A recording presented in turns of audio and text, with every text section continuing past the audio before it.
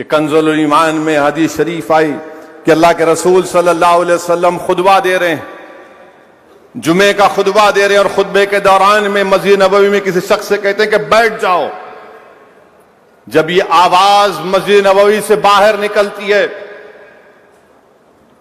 حضرت مرثد رضی اللہ تعالیٰ عنہ گھر کے دروازے کی چوکھٹ پر ہیں، رحمت اللہ عالمین کی آواز کانوں میں آئی، گھر کے چوکھٹ پر بیٹھ گئے۔ حضرت زید مسجد کی گلی میں ہے، آواز آئی، بیٹھ گئے۔ حضرت انس بن مالک جوتوں کی جگہ کھڑے ہوئے ہیں، آواز آئی، بیٹھ جاؤ، بیٹھ گئے۔ جب نماز کے بعد رسول اللہ صلی اللہ علیہ وسلم نے پوچھا کہ زید بن حارثہ کہاں ہیں، انس بن مالک کہاں ہیں، حضرت مرثد کہاں ہیں، تو سب نے کہا رسول اللہ صلی اللہ علیہ وسلم آپ کا حکم، ہم بیٹھ گئے۔ اللہ کے رسول صلی اللہ علیہ وسلم نے فرمایا کہ میں نے تم کو نہیں، آپ سے نہیں کہا تھا، کسی اور سے کہا تھا۔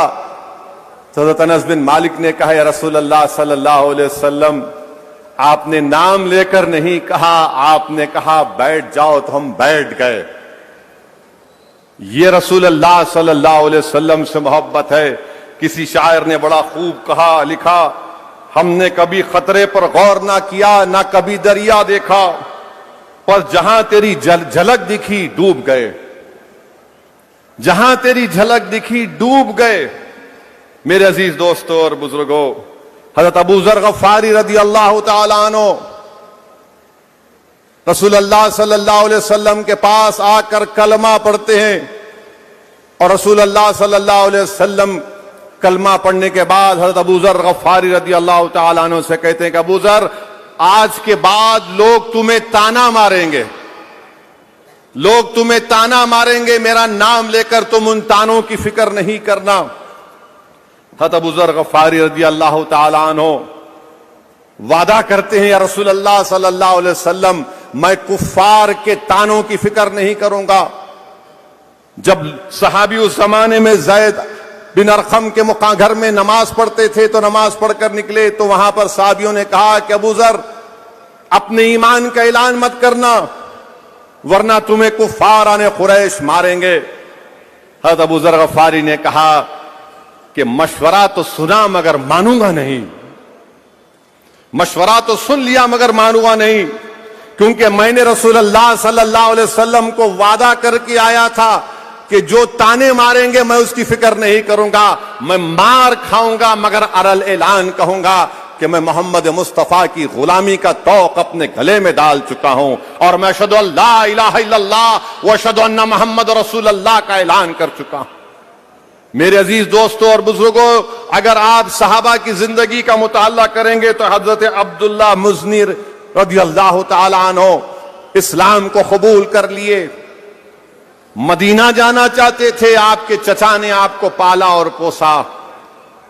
جب رسول اللہ صلی اللہ علیہ وسلم ہجرت کر گئے، حضرت عبداللہ مزنی کو رہے نہیں گیا، اپنی ماں کے پاس جا کر کہے کہ اماں میں تیری قربانیوں کے تلے دبا ہوں، تو نے میرے پال پوسنے کے لیے تو نے شادی نہیں کی، مگر میں اپنے آقا سے دور نہیں رہ سکتا، مجھے مدینے جانے کی اجازت دیجئے۔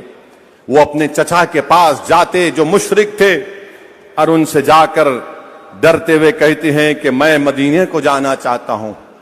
ان کے چچا غصے میں کہتے ہیں کہ کیوں جانا چاہتے؟ بولے میں رسول اللہ صلی اللہ علیہ وسلم کا غلام ہوں۔ تو چچا غضبناک اور کہا کہ سب دولت مجھے دے دے جو تیرے پاس ہے میری ہے، حتیٰ کہ ان کے جسم سے کپڑے بھی اتاروا دیے، کپڑے بھی اتروا دیے۔ تو ماں نے ان کو اپنے ماں کے پاس جا کر بولے کہ اماں میں اس دنیا میں آیا تو میرے جسم پر کپڑے نہیں تھے، اب تو مجھے کپڑے دے۔ تو ماں نے خواتین کے کپڑے ان کو دیے، اس صحابی رسول کو، وہ کپڑے پہن کر مدینہ گئے، اور جب مدینہ شریف کو تشریف لائے تو اس وقت حکم یہ تھا کہ نماز کے دوران اونچا ذکر نہیں کر سکتے۔ حضرت عبداللہ مزنی فاروق اعظم کے موجود ہیں، نماز ہو رہی ہے، اونچا ذکر کر دیے۔ فاروق اعظم نے ان کو ڈانٹ دیا، وہ ڈر گئے۔ رسول اللہ صلی اللہ علیہ وسلم مسجد میں آئے اور بولے کہاں ہے میرا عبداللہ؟ ان کو بلایا گیا۔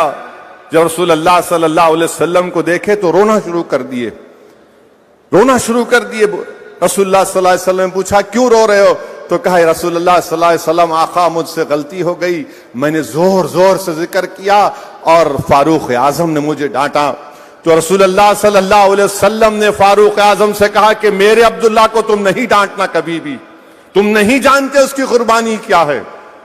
حضرت عبداللہ مزنی بیمار پڑ جاتی ہیں, وصال ہو جاتا ہے, انتقال ہو جاتا ہے. تو رسول اللہ صلی اللہ علیہ وسلم اپنے ہاتھوں سے ان کی قبر میں اتر کر ان کو اتارتے ہیں اور کہتے ہیں یا اللہ میں اس سے راضی تھا, تو بھی اس سے راضی ہو جا. میرے عزیز دوستوں اور بزرگوں, ایک صحابی تھے جن کا نام ابو خزیمہ رضی اللہ تعالیٰ عنہ تھا. واقعات میں آیا کہ اللہ کے رسول صلی اللہ علیہ وسلم نے ایک یہودی سے گھوڑا خریدا, قیمت طے ہو گئی اور رسول اللہ صلی اللہ علیہ وسلم نے فرمایا کہ میں جا کر پیسے لے کر آؤں گا. تو اتنے میں تمام یہودی اس یہودی کو بول دیے تو نے سستے میں بیچ دیا محمد صلی اللہ علیہ وسلم کو. رسول اللہ صلی اللہ علیہ وسلم واپس آئے تو اس نے کہا کہ میں آپ کو نہیں بیچوں گا. رحمت اللہ علیہ صلی اللہ علیہ وسلم نے فرمایا کہ تم نے مجھ سے سودا کیا ہے اتنی قیمت پر. تو یہودی بولا کہ نہیں میں نے نہیں کیا, اگر کوئی ایک گواہ آ جائے گا تو میں آپ کو دے دوں گا. ایک گواہ. حضرت ابو خزیمہ رضی اللہ تعالیٰ نے ہاتھ اٹھا کر کہے کہ میں نے سنا رسول اللہ صلی اللہ علیہ وسلم نے سودا کیا تجھ سے, یہودی کو کہا. وہ خاموش ہو گیا. رسول اللہ صلی اللہ علیہ وسلم نے حضرت بلال سے کہا کہ قیمت لو اور اس یہودی کو دو اور گھوڑے کو گھر کو لے کر جاؤ.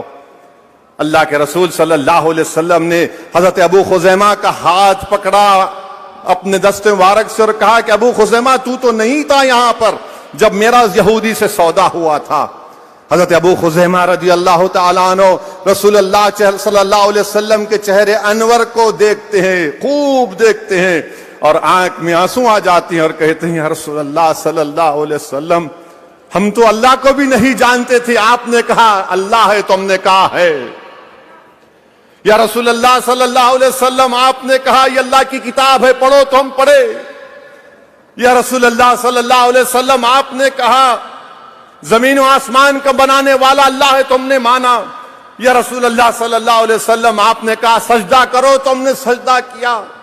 یا رسول اللہ صلی اللہ علیہ وسلم آپ نے کہا رمضان میں روزہ رکھو تو ہم نے روزہ رکھا. اور ایک گھوڑے کے لیے رسول اللہ صلی اللہ علیہ وسلم میں گواہی نہیں دے سکتا. تو رسول اللہ صلی اللہ علیہ وسلم نے حضرت خزیمہ کا ہاتھ اٹھا کر کہا کہ جب کبھی بھی کسی کو گواہی دینے کی ضرورت پڑے گی تو اسلام میں 2 گواہی دینا پڑتا. آقا نے فرمایا کہ ابو خزیمہ کی ایک گواہی کافی ہے. حضرت ابو خزیمہ رضی اللہ تعالی عنہ کی ایک گواہی کافی ہے.